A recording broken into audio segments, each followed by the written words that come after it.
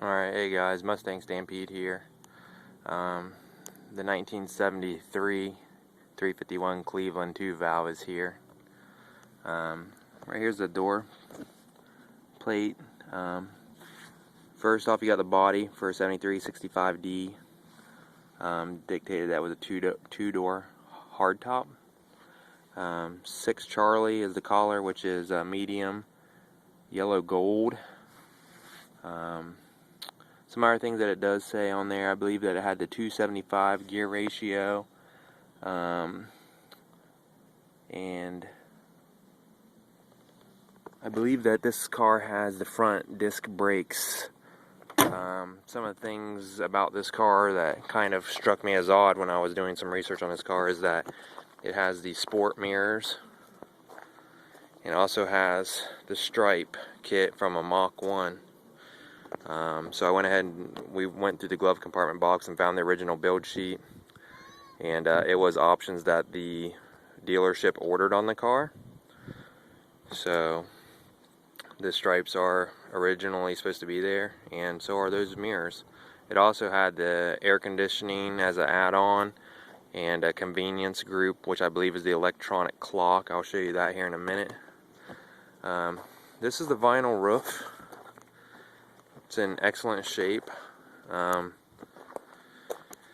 There's little bits and pieces, you know, you got some, like a little bit of flaking right there, but that's to be expected. But other than that, the car has been kept in immaculate condition. The only thing that's not stock that I know of are the Krager SS wheels. Right there's those, I don't know if you can see them, but that's the front disc brakes right there. A little harder to see. Steering's really tight. There's no rattles or shakes or shimmies. Here is the motor. Right there you got the 351 2 valve, and right here is the emission sticker. And it's going to be a little hard to see. I'm going to try and... You should be able to see where it says 351C right here. It actually says 351C. And if you're looking at motors and trying to find out, it also says somewhere in the top right and top left near in the back there, I believe they're marked with a C. Someone can correct me if I'm wrong, but from what I read online, that's where you'll find out if the block is truly a Cleveland, if you have any doubts about the sticker.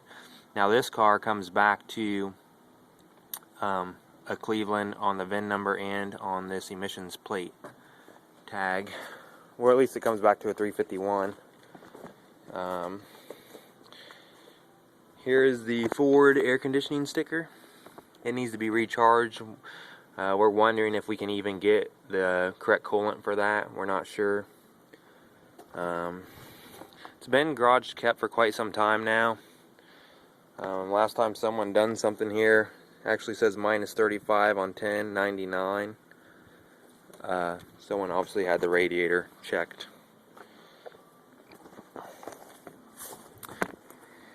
Here's the front of the car. Right here, this white you see, someone's put some wax on there and didn't do a very good job of taking it off. Right here on the front bumper, there's a little bit of cracking, but we kind of expected that. I mean, it is, I believe, what, 30 years old. Someone has also pinched the bumper right here and put a little crack in it. We checked all the body lines. We used a magnet. We couldn't find any Bondo.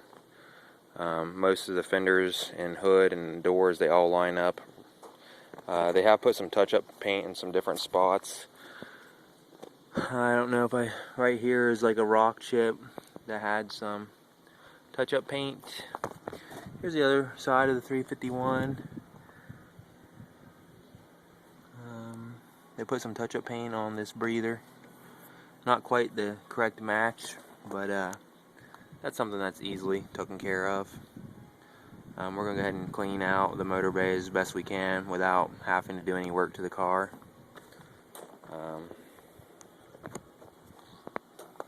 Picture down into the front grill area. I don't know, you know, back in the day, it'd been nice to see some twin turbos sitting there or a big, large intercooler, but, you know, these things were what they were. I don't, you know, the technology has increased a lot, but that would have been kind of cool to see something like that.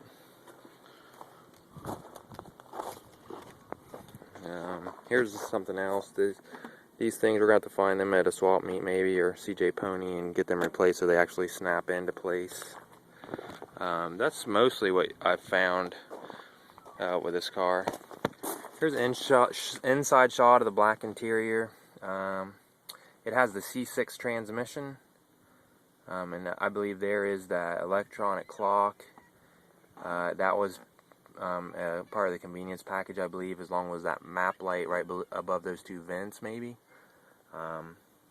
Then you also have, they took out the cassette deck, which more than likely was 8-track, and I believe it was a $23 option for that year, and put in a Pioneer cassette player, which actually picks up channels from quite a ways away, which kind of surprised me. Here's the door seals, still in excellent condition. Back seats, still in excellent condition. Headliner is in really, really good condition. Here's something I thought was cool. When we got in the car to take it for a test drive yesterday, we both reached up for a shoulder belt. Well, we realized there was no shoulder belt, and we grabbed down here on the floor for our seat belt. Then when I got in today, I realized, like, hey, there is something here that's obviously not for the back seat. It looks like you just put that around your one shoulder to kind of hold you back. So probably end up with like one broken shoulder instead of I don't know, maybe. It's just kind of odd. It can be adjusted. They actually come off with like a hook here. And then they just slide back into place. Here is the recommended tire pressure. See, it's got a slight rip in that. It lists all models except the Mach 1, all 2-door hardtops. It has different things here. It's kind of neat. Also, something we found interesting was from the factory, it is recommended to run 91 octane in this car. The door panels are still in really good shape. Got a little bit of chrome, bright work flaking right there. Again, something very, very small for the cleanliness of the rest of this car. The underbody is as good as this here. Then onto the back.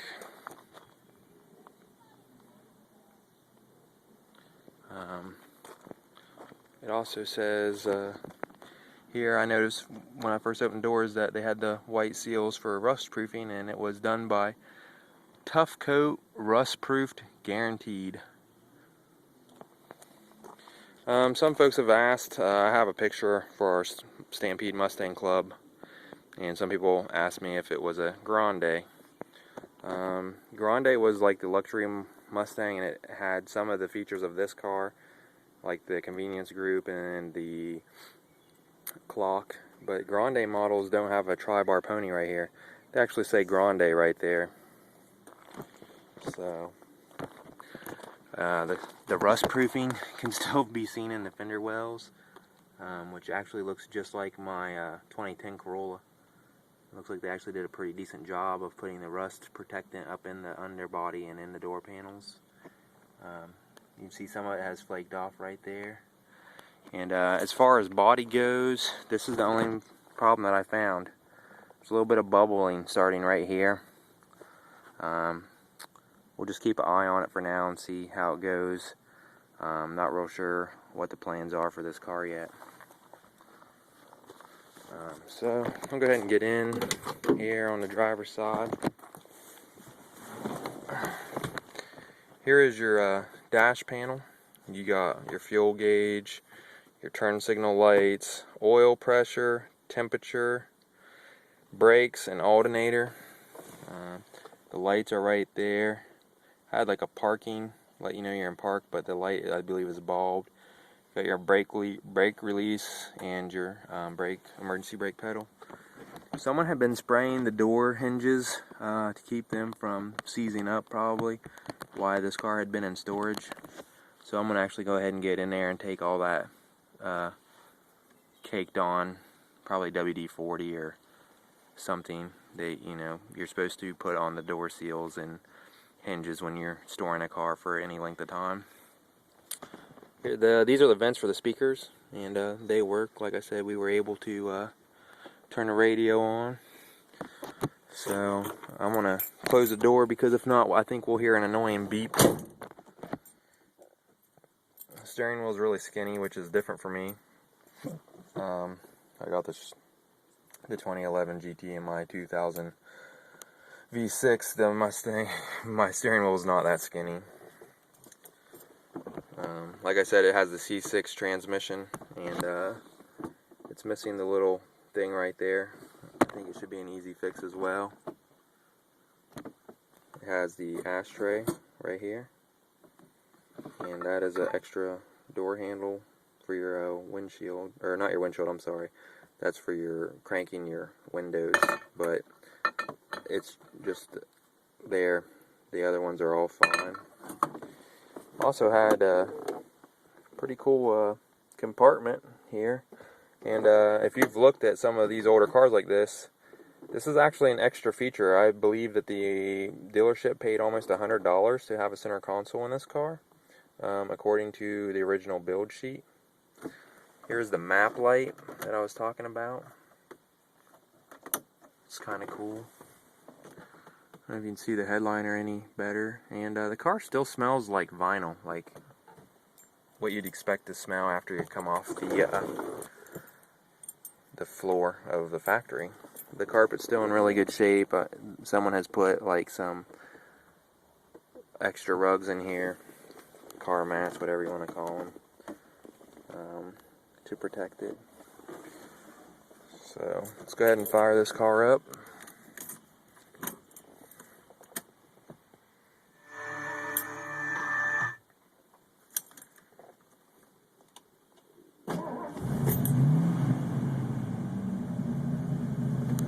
Alright, and like I said, that's a 351 Cleveland 2-valve.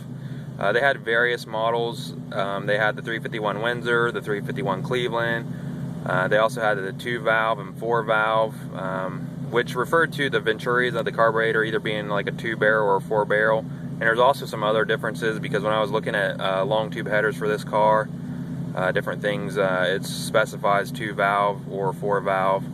And what I read, it said that that was basically 2-barrel or 4-barrel, but it may actually be how many valves are in the car. I don't think so. I believe they're just an exhaust and intake valves, after looking at some heads for a Cleveland motor. Let's see if it'll go ahead and idle now, since this has a 2-barrel. There's the annoying beep, let you know that your door is open. Another thing's cool, if you don't put your seatbelt on when it's in reverse or drive, that light says fasten seatbelts, and it does that annoying buzz the whole time. The glove compartment's right there. All the original paperwork for the car is in this Ford baggie. I'll go over the original build sheet here. Let you see the motor running.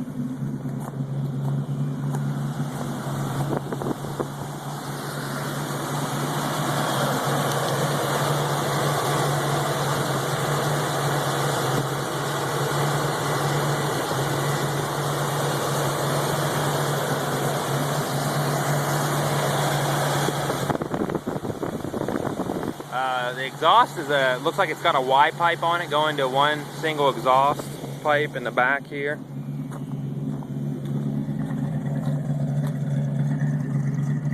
Sounds pretty good for being, I'm not real sure what exhaust is on there. I'm not sure if it's like a factory exhaust or not. I doubt it. Sounds pretty throaty.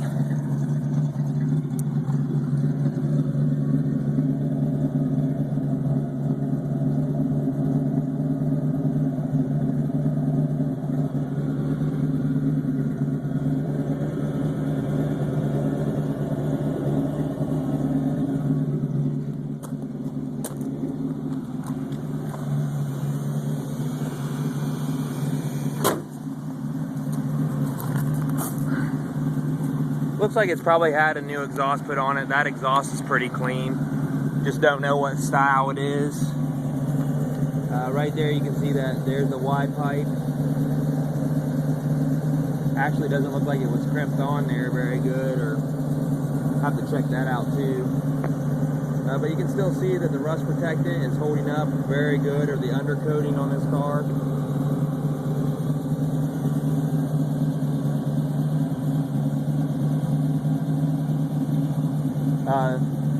That is a 9-inch rear end, as you can tell. On the front there, you have the bolts facing the drive shaft. That whole midsection will come out, and you can replace the gears in this car. That's pretty cool. Most of you know the 9-inch Ford rear end is a pretty sought out rear end for various applications. One of them being the fact that you can change gears by simply changing the midsection.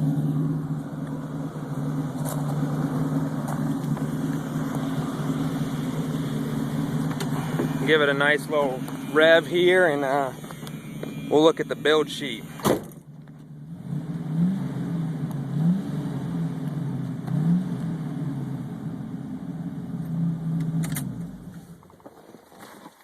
Alright, the build sheet. Hopefully this doesn't get too long for you guys. I'm pretty excited about this car. I was a little nervous thinking about it today because the different things that I noticed that really aren't supposed to just be on a 2-door hardtop, but once I found the build sheet in the glove compartment box, it made me glad knowing that someone actually put those options on from the factory. So here is the original Ford build sheet. 1973, Better Ideas from Ford. It was delivered to Downtown Motors Inc. in West Tuscarora Street in Canton, Ohio. So it's got Mustang 2-door hardtop 65D, which I mentioned 65D on when I was talking about the door earlier. So you have a base price in 1973 of $2,869. Then you also some of the things that I wondered about. You got the color keyed carpeting, no cost. All vinyl bucket seats, no cost. Medium yellow gold 6C 351 cubic inch displacement 2-valve 8-cylinder was an added cost of, I believe, I want to say $479. It actually looks more like $40.79, but I'm not sure. I think it's $40.79. Then right after the engine, body side tape stripe. They paid $23 for that. The black vinyl roof was $79.51. Right here by my thumb. Select shift Cruise-O-Matic, $203. Then you had your tires were $144. Convenience group $45. Power steering. Let's see if I can get my pinky near power steering. Power steering is right there. $102 for power steering. The center console I mentioned. You can see console right. Let's see if I can. Console is right there. They paid $67.95 to have the center console. You also had the power front disc brakes, $62. Color keyed floor mats were $13. Deluxe bumper groups, $25. Air conditioner, Select Air, $367.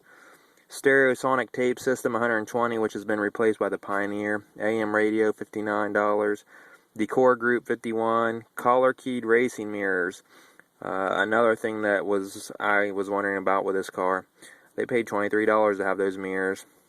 Tinted glass complete, $35.94, and a heavy duty battery, $13.52. Total vehicle options was $1,478. Transportation charge of $59, and the grand total MSRP for this car in '73 was $4,384.68. So that kind of answered some of my questions I had about this car. Before I knew yesterday that it was coming to the garage, but I started wondering about the sport side mirrors and the stripe, because the stripe is typically found on a Mach 1 and with those mirrors, but someone had actually ordered this car with those options. So that's pretty cool. Alright, well, that's the walk around of a 1973 two-door hardtop 351 Cleveland. Thanks for watching, guys.